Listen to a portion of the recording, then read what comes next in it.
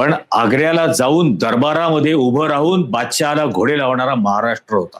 पण आपण जे बघतो की नट नट्या किंवा ज्यांना प्रिव्हिलेज आयुष्यामध्ये असं काहीतरी स्टँड घेण्याचा, आपल्या घरावरती काही संकट येत नाही म्हणून आपण स्टँड घेताना हे लोक दिसत नाही बऱ्याच. माझ्या ह्याच्यानी बघा, मी आणीबाणी आली त्यावेळेला मी लहान होतो, म्हणजे शाळेत जायचो, पण 8-9 वर्षाचा होतो आणि आमचं वर्तमानपत्राचं नाशिकला दुकान असल्यामुळे रोज घरामध्ये सर्व वर्तमानपत्र ही वाचायला मिळायची आणि त्यावेळेला टीव्ही नव्हता, काहीच नव्हतं त्या काळात.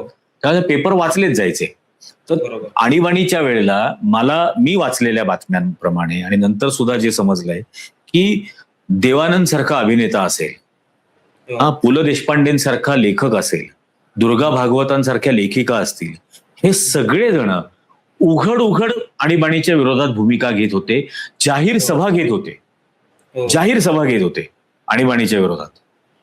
आता असं काय घडलं की आता म्हणजे ज्यांची ओळख आतापर्यंत आपल्या इंडस्ट्रीमध्ये अतिशय डेरिंगबाज, अत्यंत आक्रमक वगैरे असे नाना पाटेकर आता शेपूट घालून बसलेत का गाळून बसलेत?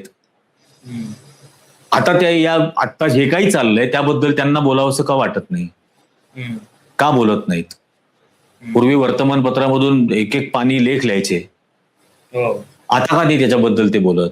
आता जनसुरक्षा कायद्यासारखे कायदे आणले जातात ज्याच्यामध्ये सरळ सरळ लोकांच्या सर्व प्रकारच्या संविधानिक स्वातंत्र्याचाच अवहेलना केली जाते, त्याबद्दल नाना पाटेकर का नाही बोलत? असे अनेक जण आहेत. म्हणजे ज्या पद्धतीने अंधश्रद्धा पसरवली जाते, ती निवेदिता सराफ वगैरे ज्या पद्धतीने अंधश्रद्धा पसरवतायत, त्या विरोधामध्ये हे अभिनेते आणि अभिनेत्री का बोलत नाहीत? लेखक का बोलत नाहीत? तर असे काही जण आहेत, किरण माने असतील, दीपक राजाध्यक्ष असतील, लत्ता पाटील असतील, असे काही लोक आहेत जे या काळामध्ये सुद्धा व्यक्त होत आहेत. तर अरे 70 रुपये पेट्रोल झाले त्यावेळेला अमिताभ बच्चन पोस्ट करायचा की पेट्रोल पंपावरती एक माणूस जातो म्हणतो, थेंबर पेट्रोल टाक, मला गाडी जाळायची आहे माझी. आता 100 रुपये क्रॉस करून गेली 3 वर्ष त्याच्याबद्दल काही बोलत नाहीत. जुही चावला असेल, असे कितीतरी जण आहेत ना. अनुपम खेर आहे, जे आधीच्या सरकारवरती खूप टीका करायचे, आता त्यांची हिंमत नाही होते. आणि विपरीत परिस्थितीमध्ये धैर्य दाखवणं हेच खरं धैर्य ना. त्याचा सन्मान करणारं सरकार असतं त्यावेळेला बेछूट बोलणं म्हणजे धैर्य नाही. बरोबर.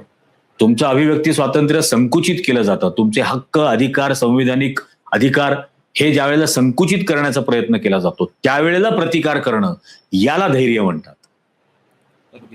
आणि माझं दरवेळेला हेच म्हणणं होतं की निदान महाराष्ट्रात हे होऊ नये.